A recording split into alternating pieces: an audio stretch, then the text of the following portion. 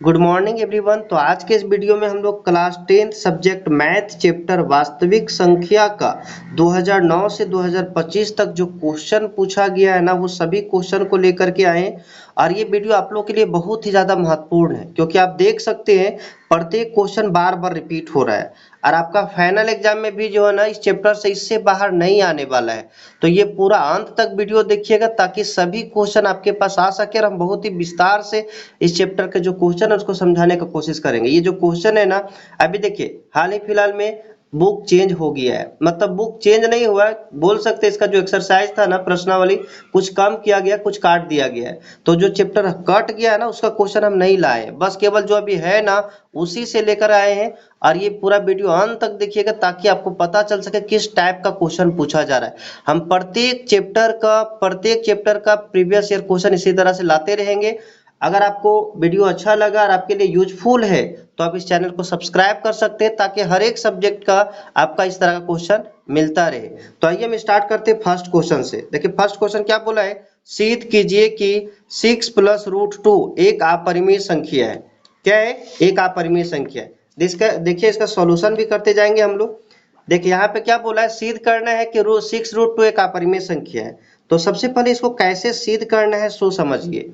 देखिए इसको जब भी सिद्ध करना है ना, तो उसके लिए हम लोग अपोजिट मानेंगे। एग्जाम्पल के लिए कैसे समझ सकते हैं, जैसे ये क्या है, पेन है। अगर हम इसको बोल दे कि नहीं ये पेन नहीं पेंसिल है, तो क्या आप इस बात से सहमत है कि पेंसिल है? नहीं। आप बोलिएगा सर साबित करके दिखाइए कि पेंसिल क्यों है। तो हम क्या करेंगे, इस पेन से लिखेंगे, ठीक है, इस लिखेंगे और इसको इरेजर से साफ करेंगे। अगर ये साफ हो जाएगा तो हम बोल सकते हैं ना कि देखो इरेजर से साफ हो गया, मतलब ये पेंसिल है, तभी ना पेंसिल से लिखा हुआ साफ हो गया। लेकिन अगर ये पेन से लिखा हुआ चीज नहीं साफ होता है, पेन से लिखा हुआ चीज नहीं साफ होता है, तो हम क्या बोल सकते हैं कि ये पेंसिल नहीं, क्या है, पेन है। तो सेम इसी तरह से जो है ना, इसको सिद्ध करना होगा। ये अपरिमेय संख्या सिद्ध करना है, तो अपरिमेय संख्या का अपोजिट मान लेंगे हम लोग। लिखेंगे माना कि, क्या लिखेंगे, माना कि। आपको वीडियो जरूर थोड़ा लंबा होगा, लेकिन आपको बहुत ही ज्यादा महत्वपूर्ण क्वेश्चन इसमें देखने को मिलेगा।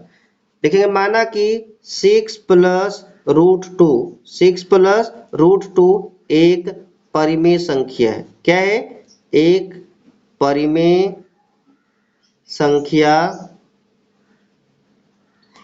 है।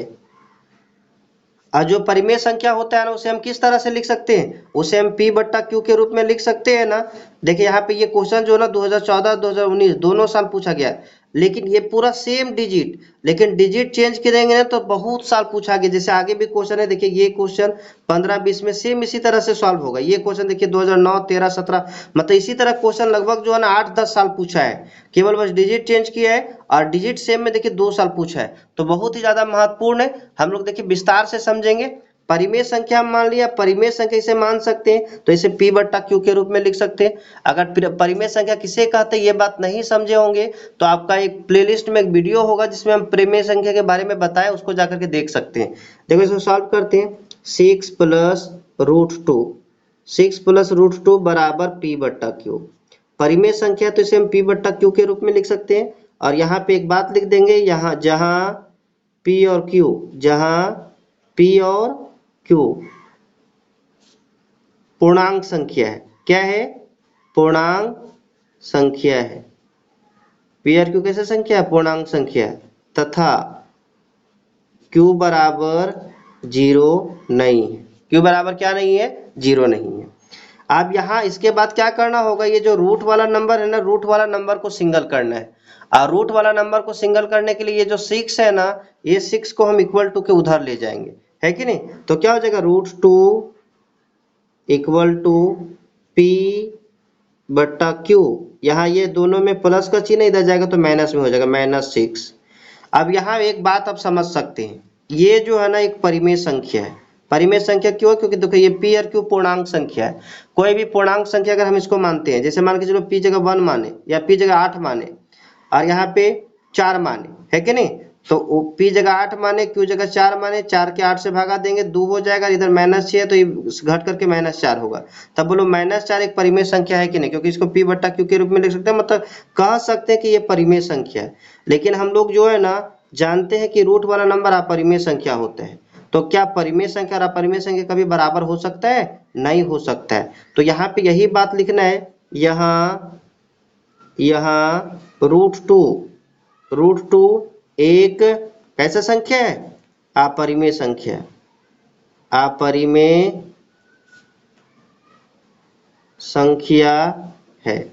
रूट 2 कैसा संख्या? अपरिमेय संख्या है। तथा p बटा q माइनस 6 परिमेय संख्या है। कैसा संख्या है? परिमेय संख्या है। जब एक परिमेय संख्या और एक परिमेय संख्या, तो बोलो ये दोनों कभी बराबर हो सकता है? यहाँ जो बराबर लिखा गया ये बराबर हो सकता है? नहीं हो सकता है। तो हम लिख सकते हैं परिमेय संख्या या तो अपरिमेय संख्या, अपरिमेय संख्या बराबर परिमेय संख्या। ये होता है कि नहीं होता है? नहीं होता है। यहाँ चूंकि का साइन दे देंगे, चूंकि ये दोनों बराबर नहीं होता है, तो जो हम माने थे ना कि ये दोनों कैसा ये परिमेय संख्या माने थे ना, वो गलत आ रहा है ना। तो यहाँ पे लिख देंगे हमारी कल्पना क्या है? गलत है। इसलिए 6 प्लस रूट 2 एक कैसा संख्या होगा? एक अपरिमेय संख्या होगा। बस इतना ही साबित करना था कि सिद्ध कीजिए कि 6 प्लस रूट 2 कैसा संख्या है? तो 6 प्लस रूट 2 एक अपरिमेय संख्या है। और हम लोग पहला क्वेश्चन को सिद्ध कर चुके हैं। अब हम लोग सेकेंड क्वेश्चन पे आते हैं। देखिए दूसरा नंबर क्वेश्चन क्या बोला है? सेकेंड नंबर क्वेश्चन बोला है सिद्ध कीजिए कि रूट 2 एक अपरिमेय संख्या। और ये क्वेश्चन देखिए कब कब पूछा गया है? 2011, 2010, 2016। देखिए 3 साल पूछा गया है यही क्वेश्चन। केवल अंतर क्या है कि यहाँ पे जो रूट 2 है ना, 2011 में रूट 2 वाला पूछा था, 2010 में रूट 3 वाला पूछा था, और 2016 में रूट 5 वाला पूछा था। अगर हम एक अगर सॉल्व करना सीख जाए ना, तो हम सबको सिद्ध कर सकते हैं। तो देखिए इसका जो क्वेश्चन का जो आंसर है ना, हम लोग समझते हैं। सिद्ध कीजिए कि रूट 2 एक अपरिमेय संख्या है। तो जैसे जब भी इस तरह का क्वेश्चन आएगा ना, तो हम लोग अपोजिट मानते हैं। ये बात तो अभी हम सीखे ना कि जब भी परिमेय संख्या को अपरिमेय संख्या सिद्ध करना रहेगा ना, तो अपोजिट मानेंगे। तो यहाँ पे लिखेंगे माना कि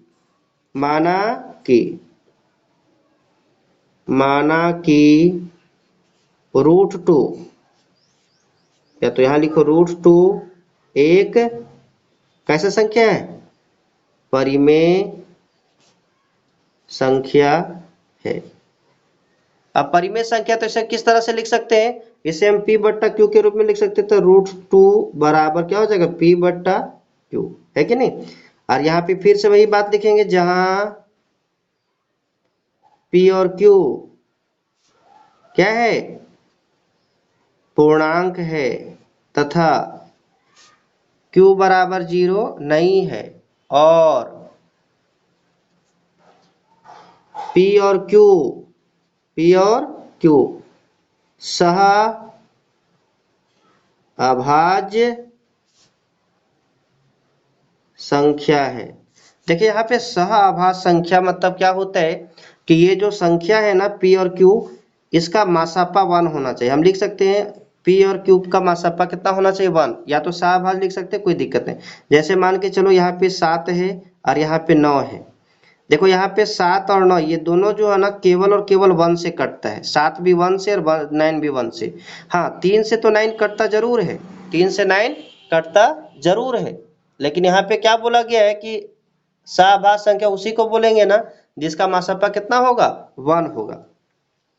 तो यहाँ पे अगर दोनों 3 से कटता तो मासापा 1 हो जाता, लेकिन केवल 3 से कौन कटता है? केवल 9 कटता है। तो मासापा 1 होगा ना, उसको सहअभाज्य संख्या कहते हैं। तो ये सहअभाज्य संख्या भी होना चाहिए, कोई दिक्कत? अब यहाँ पे देखो करेंगे क्रॉस मल्टीप्लाई। क्या करेंगे? Cross multiply. और क्रॉस मल्टीप्लाई करने के लिए क्या करना होगा? ये q को इधर लाना होगा, तो क्या हो जाएगा? रूट 2 q बराबर p। अब दोनों तरफ क्या करेंगे? वर्ग। देखेंगे दोनों तरफ वर्ग करने पर, क्या करने पर, वर्ग करने पर। अब वर्ग कर दो तो √2 का स्क्वायर बराबर क्या हो जाएगा, p का स्क्वायर, है कि नहीं। अब आगे हम लोग देखते हैं √2 का स्क्वायर करेंगे क्या हो जाएगा, 2q का स्क्वायर इक्वल टू p का स्क्वायर, है कि नहीं। इसको हम लोग समीकरण 1 मान लेंगे। इसको थोड़ा सा और आगे सॉल्व करेंगे, क्यू स्क्वायर बराबर पी स्क्वायर बट्टा 2, यहाँ तक करेंगे। अब यहाँ पे देखो जब भी ऐसा लिखेंगे ना तो यहाँ पे थोड़ा सा दिमाग लगाना है। दिमाग क्या लगाना है कि पी स्क्वायर जो है ना, पी स्क्वायर को 2 से अगर भागा देते तो क्यू स्क्वायर के बारे में कटता है। लेकिन यहाँ पे आगे हम लोग देखे थे ना पी और क्यू कैसा संख्या है, तो देखिए यहाँ पे लिखे पी और क्यू कैसा संख्या है, तो पूर्णांक संख्या है। पूर्णांक संख्या किसको बोलते हैं, तो मतलब या तो माइनस वाला या तो प्लस वाला, ये दोनों में से कोई नंबर पी और क्यू है। तो यहाँ पे अपने से कोई नंबर मान सकते हैं। जैसे मान के चलो हम कल्पना करें कि पी जगह मान लेते हैं 8, तो ये पी का स्क्वायर होता है 8 का स्क्वायर हो जाएगा, है कि नहीं। 8 2 जगह 2 है, तब बोलो 8 का स्क्वायर कितना होता है 64, और नीचे 2 है, तो ये 2 से 64 कटता है कि नहीं कटता है, कटता है। तो हम लिख सकते हैं ना 2 8 स्क्वायर को विभाजित करता है, लिख सकते हैं ना 2 जो है ना किसको विभाजित करता है, 8 स्क्वायर को विभाजित करता है। तो क्या 2 अगर 8 का स्क्वायर को विभाजित करता है तो 2 8 को विभाजित नहीं करेगा, करेगा। 2 का टेबल में 8 आता है ना, तो इसको विभाजित करता है। तो हम लिख सकते हैं ना 2 8 को भी विभाजित करता है, ये बात लिख सकते हैं ना। सेम इसी फॉर्मूला को यहाँ पे पुट करना है, 2 कॉमा पी स्क्वायर को क्या करते हैं, विभाजित करता है, विभाजित करता है। इसलिए क्या लिखेंगे, इसलिए 2 p को भी, किसको, p को भी विभाजित करेगा, विभाजित करेगा। अब आगे देखो, अब यहाँ पे p तो कट गया, अब p को हटाना होगा और p के पास कोई दूसरा पूर्णांक संख्या लाना होगा। तो यहाँ पे अगर हम माना p बराबर, देखो यहाँ पे एक बात ख्याल रखिएगा, अगर √2 को सॉल्व कर रहे हैं ना तो यहाँ पे 2 के रूप में मानना है। अगर √3 को सॉल्व करते तो 3 के रूप में मानते। तो यहाँ पे √2 को सॉल्व कर रहे हैं तो √2 के रूप में ही मानेंगे। और क्या लिखेंगे, माना p बराबर 2m, क्या मानेंगे, p बराबर 2m। और p बराबर 2m मानते हैं ना, तो जहाँ पे p है वहां पे क्या रख देंगे 2m। तो यहाँ पे लिखेंगे p का मान, p का मान कहाँ पे रखने पर, p का मान समीकरण 1 में रखने पर, किस में रखने पर, 1 में रखने पर। अब 1 में रख दीजिए। देखिए 1 क्या है, ये 2q का स्क्वायर, तो 2q का स्क्वायर लिखिए बराबर p के पास क्या है, p के पास रखना है 2m, तो p का स्क्वायर है तो 2m का स्क्वायर हो जाएगा, 2m का स्क्वायर हो जाएगा। और देखिए यहाँ 2q का स्क्वायर हो जाएगा बराबर, यहाँ पे 2m का स्क्वायर करेंगे तो 2 का स्क्वायर कितना होता है 4, और m का करेंगे तो m का स्क्वायर हो जाएगा, है कि नहीं। अब यहाँ से देखिए ऊपर से ऊपर कटता है तो 2 का टेबल में 4 कितना बार में, 2 बार में, और q स्क्वायर बट्टा 2, क्योंकि यहाँ 2 यहाँ गुणम होगा और यहाँ का तो भागम हो जाएगा, बराबर m स्क्वायर। फिर से वही बात को लिख सकते हैं ना, 2 जो है किसको विभाजित करता है, q स्क्वायर को विभाजित करता है। यहाँ पे लिख सकते हैं ना 2 q स्क्वायर को क्या करता है, विभाजित करता है, करता है। इसलिए 2 q को भी विभाजित करेगा, q को भी क्या करेगा, विभाजित करेगा। अब जब दोनों 2 से विभाजित हो रहा है तो p और q हम क्या पर माने थे, p और q सहाभाज्य संख्या। देखिए यहाँ पे लिखे थे ना p और q कैसा संख्या है, तो p और q सहाभाज्य संख्या है, मतलब एक के अलावा किसी से भी नहीं कटना चाहिए। लेकिन p भी 2 से कट गया और q भी 2 से कट गया, मतलब हम बोल सकते हैं ना p और q, यहाँ क्या लिख सकते हैं इसके बाद, p और q दोनों 2 से विभाजित है, दोनों से 2 से विभाजित है। इसलिए यह सहअभाज्य संख्या नहीं हो सकता, और लिख सकते हैं यथा हमारी मान्यता गलत है, इसलिए √2 एक अपरिमेय संख्या है। इतना लिख देंगे, इसके बाद मेरा सॉल्यूशन हो जाएगा। अब हम लोग नेक्स्ट क्वेश्चन देखते हैं, थर्ड नंबर। टोटल देखिए 10 क्वेश्चन है और ये 10 क्वेश्चन हम लोग के लिए बहुत ही ज्यादा महत्वपूर्ण है। देखिए ये क्वेश्चन जो है ना सेम उसी तरह से बनेगा। यहाँ पे सिद्ध करना है कि 7√5 एक अपरिमेय संख्या है। इससे पहले जो क्वेश्चन सॉल्व किए ना सेम उसी तरह का है, इसी पे हम लोग समझा देते हैं। देखो यहाँ पे क्या है 7√5, तो उसी तरह से लिखेंगे। यहाँ पे जिस तरह लिखे थे 6√5, यहाँ क्या लिख देंगे 7√5। और ये रूट को सिंगल करना है, और रूट को सिंगल करने के लिए 7 को हटाना होगा, तो क्या लिखेंगे 7√5 बराबर p/q। क्या लिखेंगे p/q। यहाँ से 7 गुना में यहाँ भागा में आ जाएगा, तो √5 बराबर क्या हो जाएगा √5 बराबर p/7q। ऐसे हो जाएगा ना। अब देखो ये कैसा संख्या है परिमेय संख्या है, और ये कैसा संख्या अपरिमेय संख्या है। सेम यहाँ तक आ गया। अब वही बात पूरा लिख देंगे कि यहाँ पे √5 कैसा संख्या है। देखो √5 आया ना, तो यहाँ पे लिख देंगे √5 एक अपरिमेय संख्या है, और p/7q यहाँ पे लिख देता था p/7q एक परिमेय संख्या है। ये दोनों बराबर नहीं हो सकता, हमारी मान्यता गलत है। 7√5 कैसा संख्या है एक अपरिमेय संख्या है। सेम इसी तरह से इसका भी सॉल्व करेंगे। तो देखो एक क्वेश्चन इसी टाइप का क्वेश्चन कितना बार पूछा गया ये हम लोग देखेंगे। ये 2 साल पूछा गया था, ये 2015 2020 सेम फिर इसी तरह से क्वेश्चन देखिए 2009 में 2013 में 2017 में 3 साल और पूछा गया है। इसमें भी कुछ नहीं करना है। देखो यहाँ पे क्या है 5 -√3 बराबर p/q। देखो रूट को अलग करना है। अगर यहाँ पे 5 को इधर कर देते हैं ना तो क्या दिक्कत होगा कि -√3 बचेगा। इसके लिए क्या करो यही इसी को इधर कर दो, इसको इधर कर दो, तो क्या हो जाएगा 5 इधर प्लस में, तो क्या हो जाएगा -p/q बराबर √3। फिर से वही बात लिखेंगे। ये √3 कैसे संख्या अपरिमेय संख्या, ये कैसे संख्या परिमेय संख्या है, और सेम इसी तरह से पूरा का पूरा उतार देंगे, है कि नहीं। तो बोलो ये एक ही टाइप का क्वेश्चन सब है कि नहीं, एक ही टाइप का क्वेश्चन है। अब हम लोग देखते हैं 4 नंबर क्वेश्चन, इसको कर लीजिएगा। अगर नहीं सॉल्व कर पाइएगा तो चैप्टर का जो वीडियो बना है ना उसमें सबका सॉल्यूशन है, आप वहां से जाकर के देख सकते हैं। प्लेलिस्ट में वीडियो होगा क्लास 10th मैथ के नाम से, वहां पे ये सबका सॉल्यूशन है। अगर यहाँ पे नहीं आप कर पाइएगा तो वहां से आप जाके देख सकते हैं, है कि नहीं। ज्यादा वीडियो लंबा ना हो इसीलिए हम यहाँ पे पूरा सॉल्यूशन नहीं कर दे रहे हैं। 4 नंबर क्वेश्चन देखिए क्या बोला है। 4 नंबर तो हो गया। 5 नंबर देखिए बोला है ना अभाज्य गुणनखंड विधि द्वारा, किस विधि द्वारा अभाज्य गुणनखंड विधि द्वारा 510 और 92 का क्या निकालना है HCF निकालना है। तो सबसे पहले अभाज्य गुणनखंड विधि करेंगे। अभाज्य गुणनखंड विधि क्या होता है ये समझिए। देखिए अभाज्य गुणनखंड विधि में कुछ नहीं करना पड़ता, ये पेज गंदा है, दूसरा पेज हम ले लेते हैं।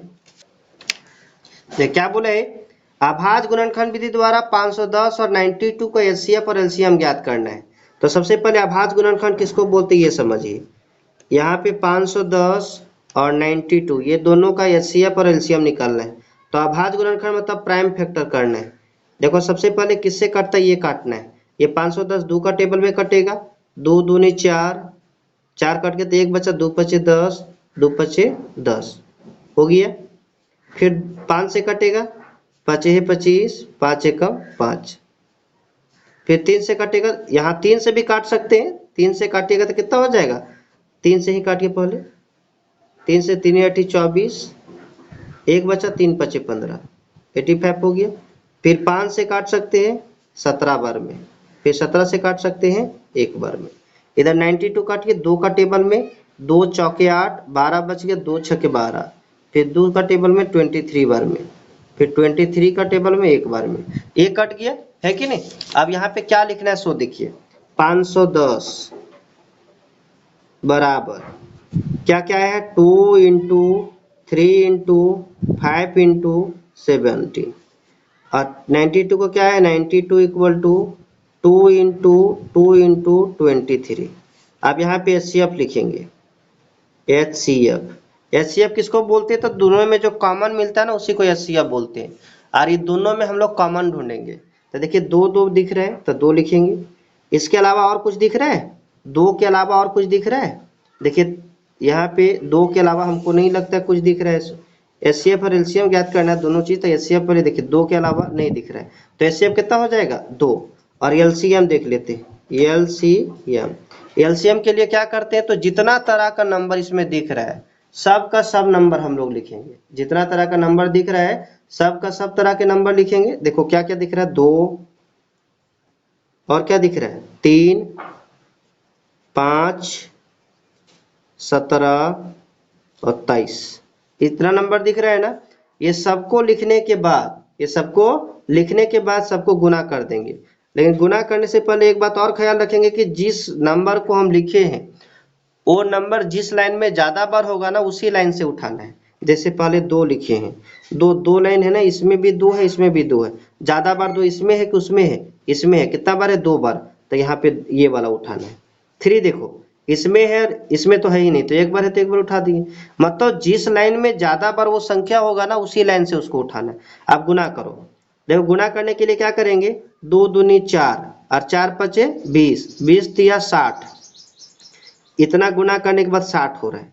ये जीरो को अभी कुछ देर के लिए भूल जाओ कि जीरो आया है ऐसे। अब 6 का टेबल से पढ़ो, 6 सत्ते 42 के 2 हाथ में 4 और 6 कम 6 और 4 10 है कि नहीं। अब यहाँ पे 23 से गुना करना है, 23 से करो, 23 दूनी 46 के 6 हाथ में 4, 23 को 0 से करेंगे, 0 और 4 का 4 हो जाएगा, 23 से कम 23। और ये 0 अभी कुछ देर के लिए बोले थे ना भूल जाने के लिए, वो लास्ट में बिठा देना। कितना हो गया 23 460। तो एलसीएम सबको गुना करने के बाद कितना हो जाएगा, ये यहाँ पे आपको रफ नहीं करना है, आपको साइड में करना है। तो क्या हो जाएगा 23 460, ये आपका क्या हो जाएगा एचसीएफ। लिख सकते हैं अतः 510 और 92 का लसापा बराबर कितना है 2360 तथा मासपा बराबर कितना हो जाएगा 2, है कि नहीं। अब हम लोग नेक्स्ट क्वेश्चन देखते हैं। नेक्स्ट क्वेश्चन क्या बोला है, 26 और 91 का अभाज्य गुणनखंड विधि द्वारा एलसीएम ज्ञात कीजिए। सेम उसी तरह क्वेश्चन है कि नहीं, उसी तरह क्वेश्चन है ना। और ये क्वेश्चन देखो कितना बार पूछा गया है, 2020 और 2010, ये 2 साल पूछा गया है। वही वाला क्वेश्चन सेम है।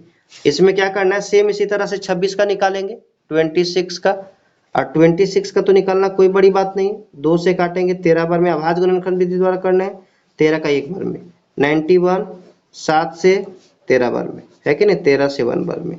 अब यहाँ पे क्या निकालना है, इसमें एलसीएम निकालना है। तो केवल लिखेंगे 26 का क्या है 2 × 13 और 91 का क्या है 7 × 13। एलसीएम निकालना है।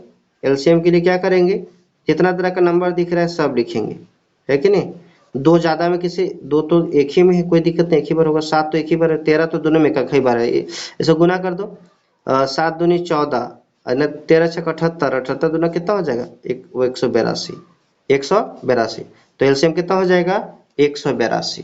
अब हम लोग अगला क्वेश्चन देखते हैं। टोटल 10 ही क्वेश्चन है ना, हम लोग 10 के अच्छा से देखेंगे। ये जो 7वां नंबर क्वेश्चन है ना, हम लोग को चैप्टर से नहीं एग्जाम्पल से दिया है, उदाहरण से दिया है। देखिए 3 साल टोटल पूछा है, 2012 में, 2016 में, 2019 में। बहुत ही ज्यादा महत्वपूर्ण क्वेश्चन है। इसमें क्या करना है, इसका एचसीएफ निकालना है। और यही सेम क्वेश्चन का जो है ना एक बार और पूछा, जिसमें केवल एलसीएम निकाल, एक बार नहीं 2 बार पूछा। देखिए वही क्वेश्चन है ना 96 और 404, इसे क्या निकालना है, एलसीएम निकालना है। 2012 में पूछा, 2016 में पूछा है, और यही क्वेश्चन देखिए यहाँ पे भी पूछा है। तो यहाँ पे जो है ना क्या करते हैं, इसका यहीं पे दोनों में एचसीएफ और एलसीएम निकाल लेते हैं। 96 और 404 का देखो 96 और 404, देखो 96 कितना से कटेगा 2 से, कितना बार में कटेगा, तो 2 चौके 8, 2 8 16, ठीक। फिर 2 से 24 बार में, फिर 2 से 12 बार में, 2 से 6 बार में, 2 से 3 बार में, फिर 3 से 1 बार में। एक काटेंगे 2 से तो 202 बार में, 2 से 101 बार में। अब 101 किसी से कटेगा? नहीं कटेगा, ठीक है। अब यहाँ पे जो है ना इसका क्या निकालना है, HCF, तो उसी तरह से सेम लिखेंगे 96 बराबर क्या हो जाएगा, 2 इंटू कितना बार है, 1 2 3 4 5, 3 4 5 इंटू 3 और 404 क्या क्या है, 2 इंटू 101। अब यहाँ पे देखो इसको क्या करना है, सबसे पहले इसका HCF निकालते हैं। तो HCF बराबर देखो कितना होता है। HCF निकालने के लिए जो कॉमन मिलता है, 2 2 मिल रहा है, यहाँ 2 मिल रहा है, तो 2 इंटू 2 बराबर कितना हो जाएगा, 4। एलसीएम के लिए जितना तरह का नंबर दिख रहा है, 2 दिख रहा है, 3 दिख रहा है और 101 दिख रहा है, इसके अलावा तो कोई दिख नहीं रहा है। अब यहाँ पे क्या करेंगे, इसको सबसे पहले देखो ये 2 है।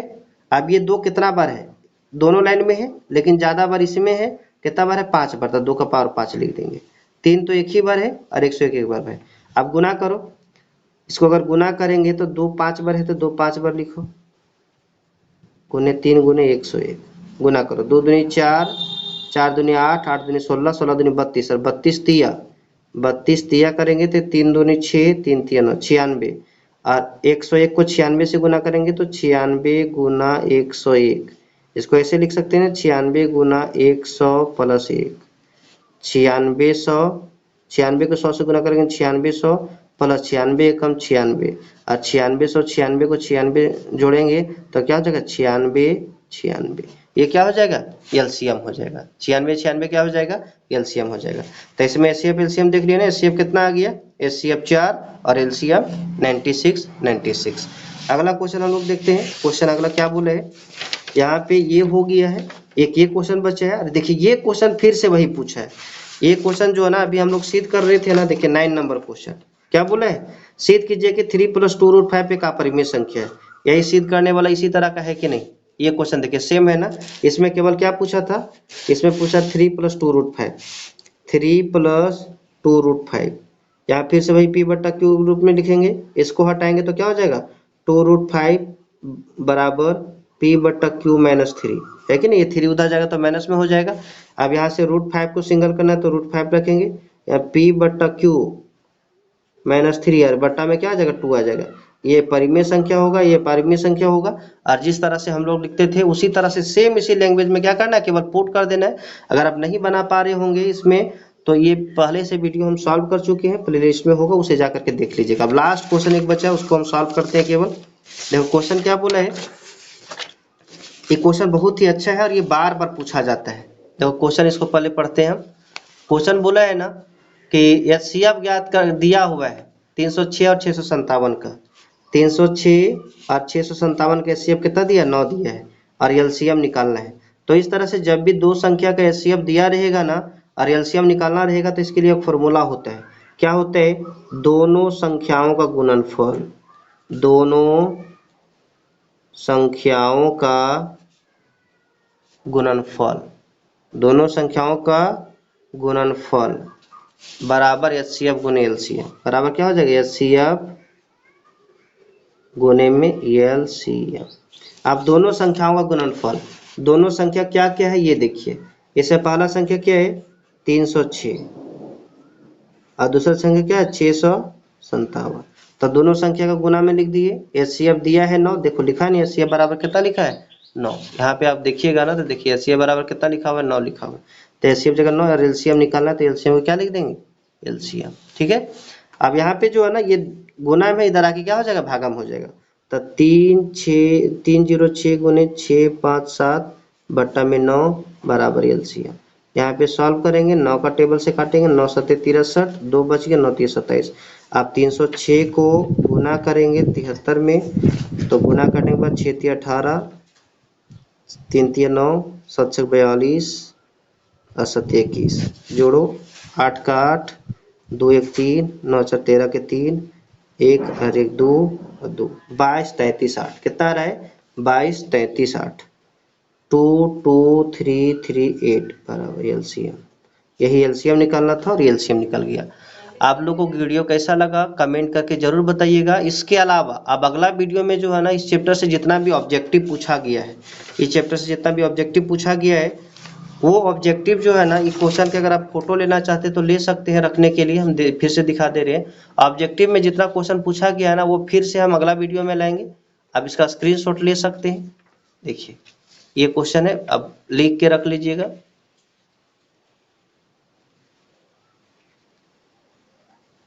तो आज के लिए इतना ही, तब तक के लिए बाय बाय।